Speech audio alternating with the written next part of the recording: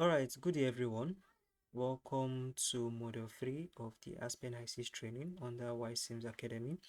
Alright, so in Module 3, what are we going to be looking at? We're going to be looking at process modeling and unit operations.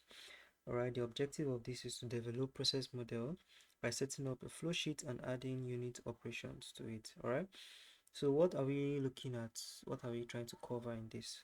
We're going to be building up steady state process models. We're going to be working with unit operations such as pumps, compressors, heat exchangers, separators, and distillation columns. Alright, so from now on, we're going to be working on different processes in the industry. And then for this particular process, we're going to be looking at the propane refrigeration loop. Alright, so this is the first thing we're looking at in this particular module, and then this is module 3.1. Alright, this is module 3.1, propane refrigeration cycle. Alright, so what is this refrigeration system? Let's get an overview of what it's all about. Alright, so the refrigeration system they are widely used in the natural gas processing industry, as well as in the petrochemical, chemical, and petroleum refining processes. Alright, in order to create a marketable liquid and chill gas to a hydrocarbon dew point criteria, refrigeration is utilized. Alright, so basically this particular cycle we're looking at now, this system, it works like let me just say it works like a fridge in a way, but it's not necessarily a fridge. The process is to help you to cool your gases. um, it's going to help you to cool your gases. It's let me take it like this. Okay, so the refrigeration loop, it's a vital component in the natural gas processing plants. All right, so primarily it's used as a gas dehydration and liquefaction. It's used for high gas dehydration and liquefaction. All right, so this process, it makes use of propane. Now this is propane we're using here, so it makes use of propane as a refrigerant, which is used to cool the natural gas stream. All right, so it enables the removal of the heavier hydrocarbons. That's if you're going to be doing that as well. But if you just want to cool your hydrocarbon, that's your natural gas, to the standard for transportation, to transport it to, that's you're trying to liquefy it or just trying to cool it to a certain temperature.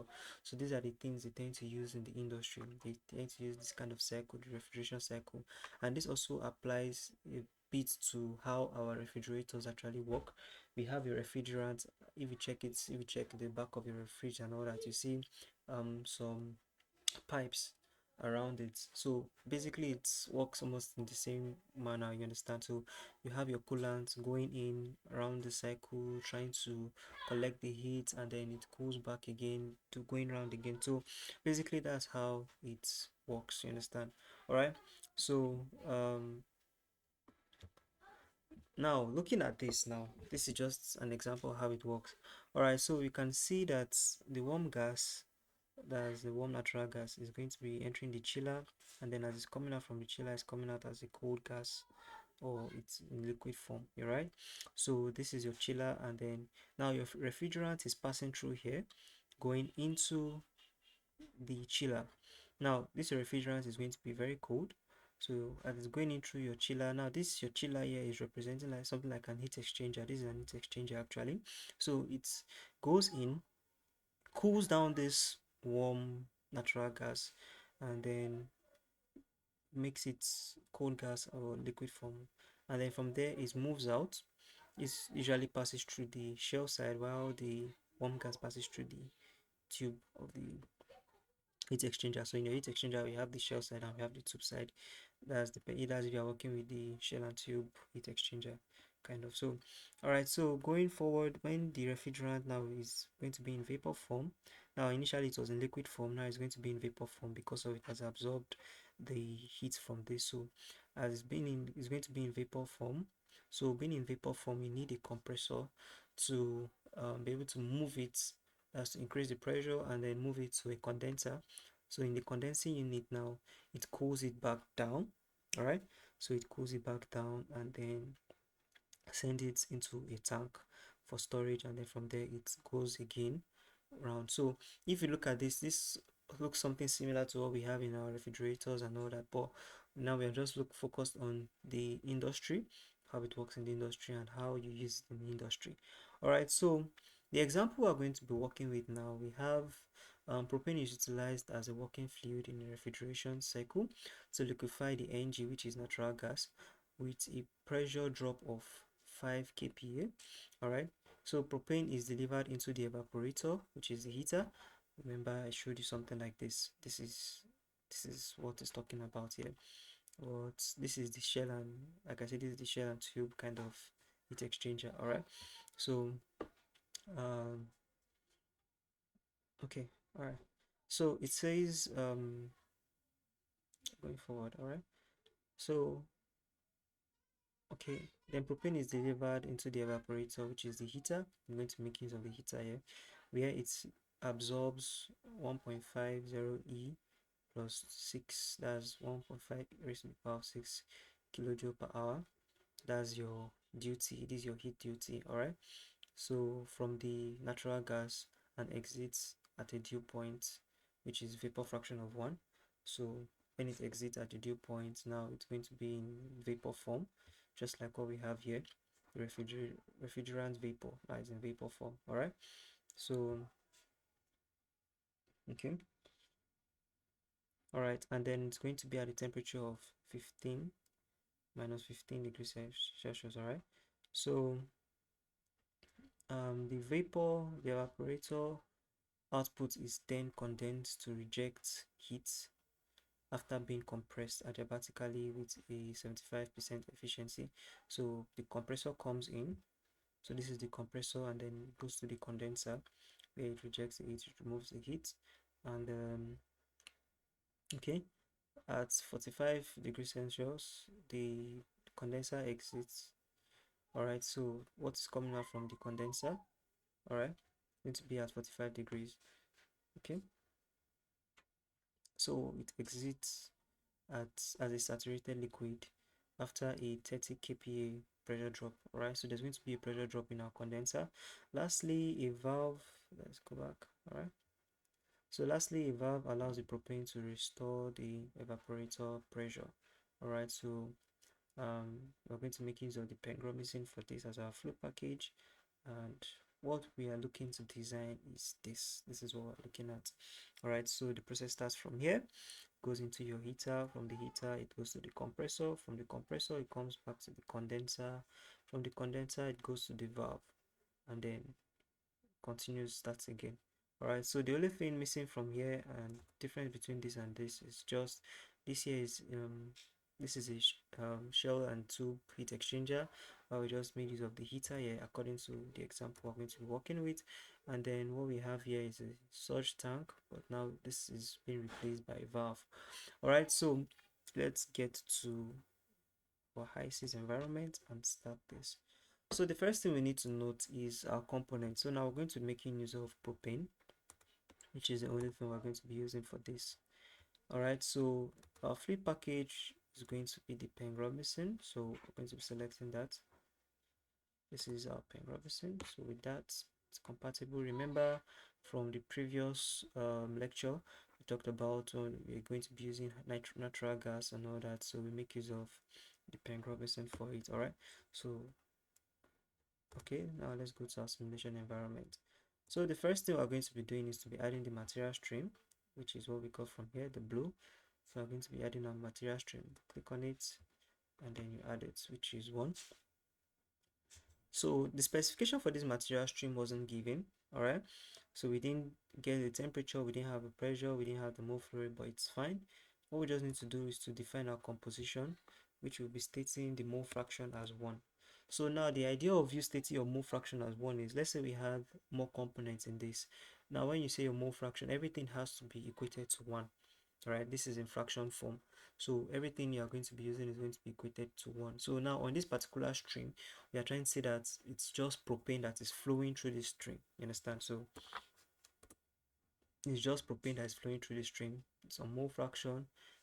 Likewise, if you are going to be using mass fraction, it's the same thing, so everything must be equal to 1. So we have the total as 1 here, and then we press OK.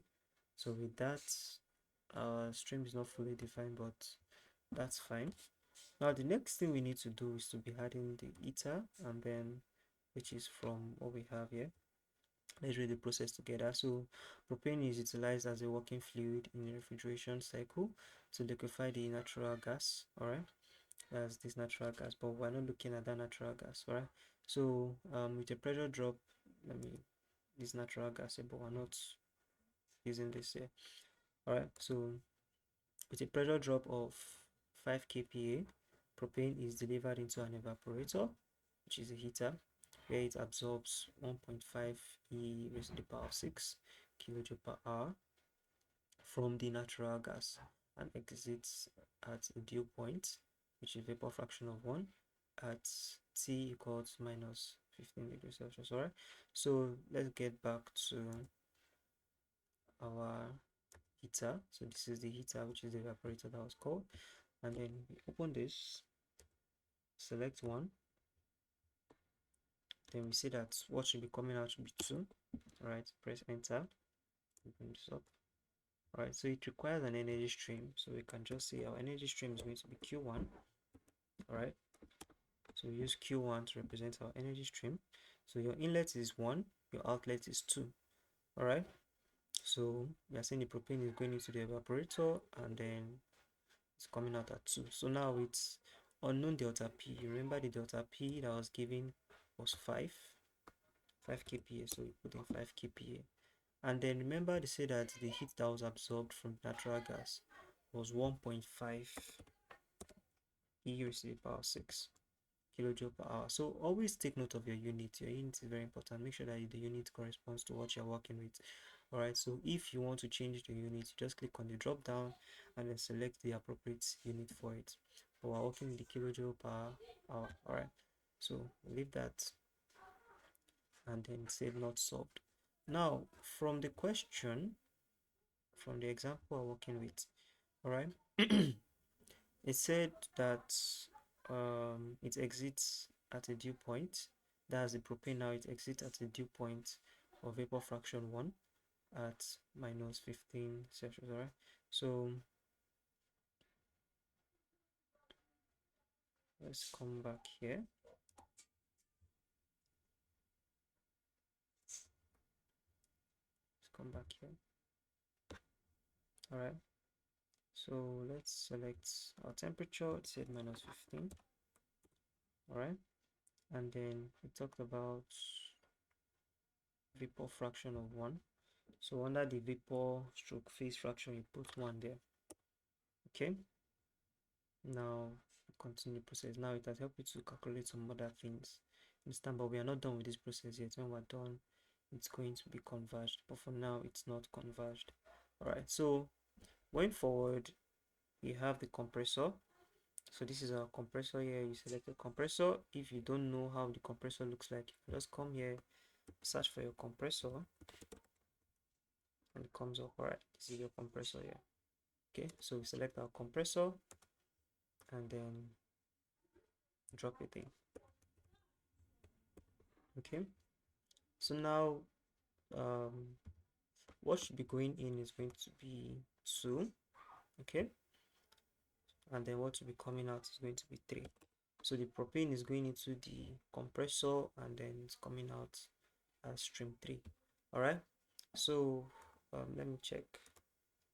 All right, so we're going to be using HP1 for our energy stream. All right, so let's go back to it. So our energy stream is going to be HP1. All right. Okay, so it's talked about the efficiency as 75. So we check on that parameter, we see the adiabatic efficiency as 75. Okay, so basically this is all right. All we just need to do is to adjust this to look like what we have in the initial diagram. So once you select, first thing you need to do is to highlight your compressor. All right, so you come to flow sheet stroke modify, and then you try and rotate it so that it looks like what we have. All right, so I think this does it. Okay, so let me move this up here. just adjust this to come down. All right. So now the next thing we're going to be doing is to be adding our evaporator, sorry, condenser. So which is our cooling unit. We have it as a cooler here. So we add in the cooler. Please take note of the images, diagrams of the unit operation. So when you are looking at the heater is facing downward. That's the arrow facing downward, and then the cooler is facing upward, and then it shows you the blue. The heater is the red, understand? And then the way it works, this is to cool down things. The cooler is to cool down things, obviously, and then the heater is to increase the temperature. All right. So now for our cooler, we have inlet of 3 is going in, and then the outlet is going to be 4. All right, so we're going to be using Q2 as our energy stream for this. All right, so now we talked about the pressure drop. Let's get back to the question, to the example we're working with. All right, so it said at 45 degrees Celsius, the condenser exits as a saturated liquid, meaning that our vapor fraction is going to be 0 this time. All right, now we're converting it back to the liquid form and then sending it back into the loop. All right, so it's coming out as a saturated liquid after a 30 kPa pressure drop. All right, that's kilopascal pressure drop. So what we just need to do is to add this. Okay, so you come to parameters under delta P. So your delta P represents your pressure drop. Putting out 30 kPa. All right, so after adding this, now this is not looking like what we have in the initial diagram. So I'm going to highlight I'll select the cooler, then I'll flip it. All right, so once I do that, see it moves this other way. All right, so going forward, now I need to add my valve. That's the last thing. I need to add the valve to it, and then what should be going into the valve is from 4, and then the outlet is going to be 1. All right, so that's basically it. Now we've completed the loop, but we're not done with the parameters, the specifications. All right, so let me just adjust this properly. Okay, and then we move this up. Let's move this a little bit to the stop. All right, so remember we've added the 30 kPa here. That's a pressure drop. You can see it's showing pressure drop 30 kPa. Now remember they say that it exits the condenser, and then the temperature is coming out as is. Let's look at that again. That should be 45. That should be 45. Yes, at 45. All right, and then make our vapor liquid fraction to be 0. All right, so this is going to be 45 here, and then we make this 0. Okay, so with that we can see that it is completely solved. All right, so you can see it is completely solved. Let me just arrange this to look like this. All right, so you can see it's completely solved. Our loop is complete. Okay, so now what you just need to do is to learn how to find some of the parameters that you use to know how the system is working. Now remember, we didn't have the initial pressure, we didn't have the flow rate of this. So once I come to this, just going close to it, you can see that the temperature is -14. That's the inlet feed, and then the pressure is 296. That was the pressure it was initially fed at, with the mole flow of 146.4 kilomole per hour, kilogram mole per hour. All right, so basically these are the things you check out for. Now the duty that this is working at is minus 49, so that's dt. That's the temperature drop. The temperature drop was minus 4.4941. Right, that was the temperature drop. We have the duty as what we initially stated, and then the pressure given like that. All right, so another way to look at it, I can just click on this heater here, come to my worksheet so we can see the parameters for stream 1 and then the parameters for stream 2. All right, now we can see that the Q1, that's the energy stream, this is what it's working at, this is the duty we specified for it. All right, so I can come to my compressor and then see what it's working at, how it was able to increase the temperature pressure of the gas. All right, so you can see that initially the pressure of the gas was, that's from 2 was 291, and then it increased it to 1569. Okay, and then the temperature at this point is 64.47. So, and then it's working at, that's the energy stream which we added, and then this is the energy which is working with, that's the duty, the heat flow. And then coming down to our cooler, can double click on it, check my worksheet as well, and then I can see some of the parameters that is coming out. So it's reduced the temperature from 64.47 to 45. All right, so with the pressure drop that we specified initially, 30 kPa, that's what it did. It reduced the pressure by 30 kPa here, and then you can see the move flow is still the same. All right, so basically this is how to work it. And then if you want to be looking at it in form of table, you can just put like a show table. This is for the valve. You can see feed pressure, product pressure, move flow. You can do the same thing for my heater, which is this. All right, which is this. Okay, and then likewise you can do for others too.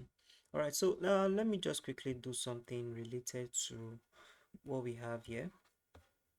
That's this. Let me just do something quickly related to this.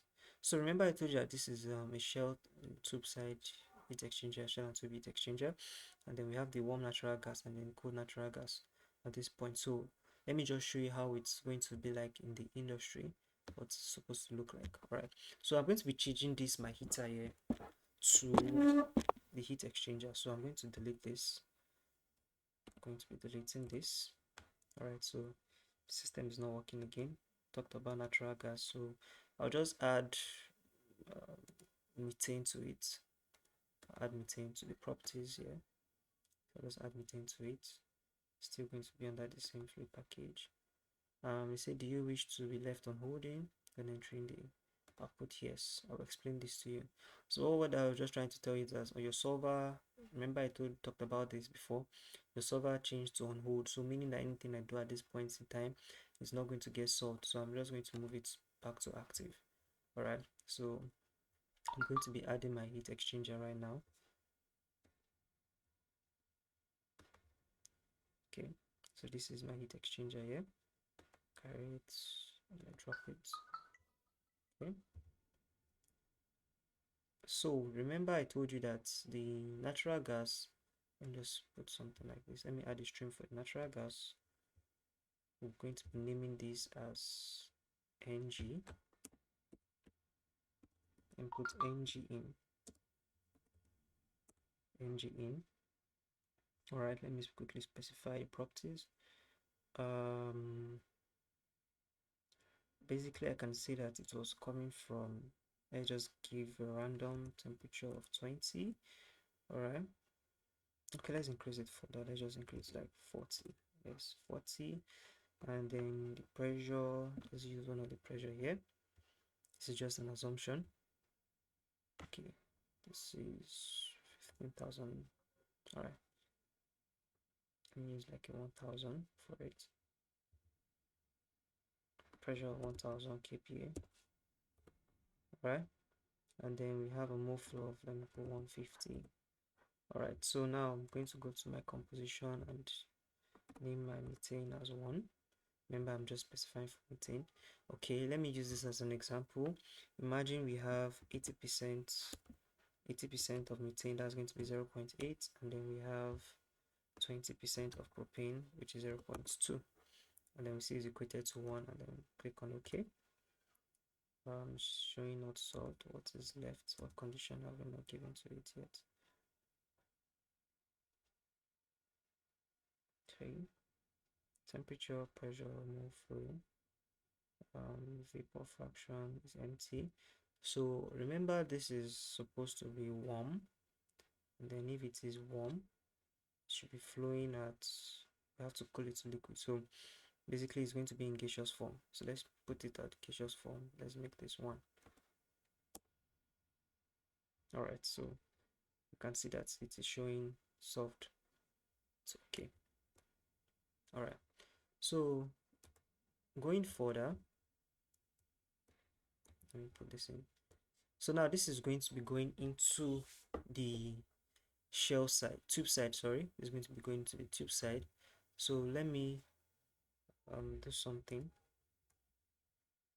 Okay, let me just open this, and then it's going into the tube side. So I put my ng in, and then the outlets I put ng out,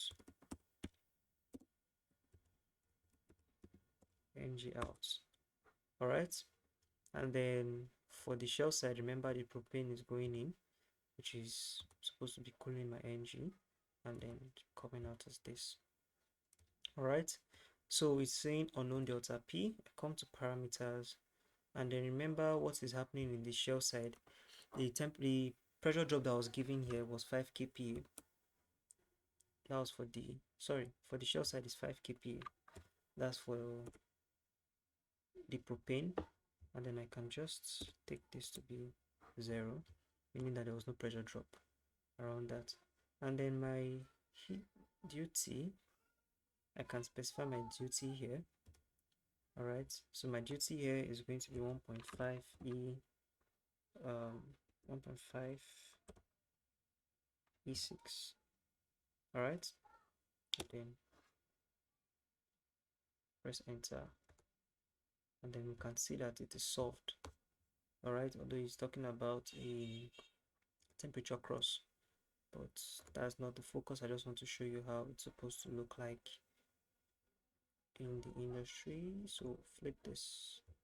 All right, so this is what it's talking about.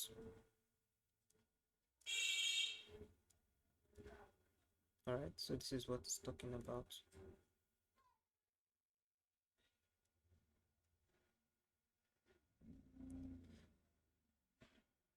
All right, so looking at it now, this is exactly what it looks like. This is what is happening according to this initial diagram here. All right, so we are going to be, the warm natural gas is going to be cooled. So checking it now, let's check the parameters for it. We can see that, let me open this up. This is going in at as vapor phase, and then the temperature was 40 here. Now let's check what is coming out as. All right, you can see that it has reduced, the temperature has reduced to -14, though it's still in vapor phase, but now it is cooled. You understand, it's no longer hot, it's cooled. Remember, according to the diagram here, it's either it's a cold gas or it's in liquid form. All right, so now it's cooled. um let's get back to it. All right, so now it's cooled.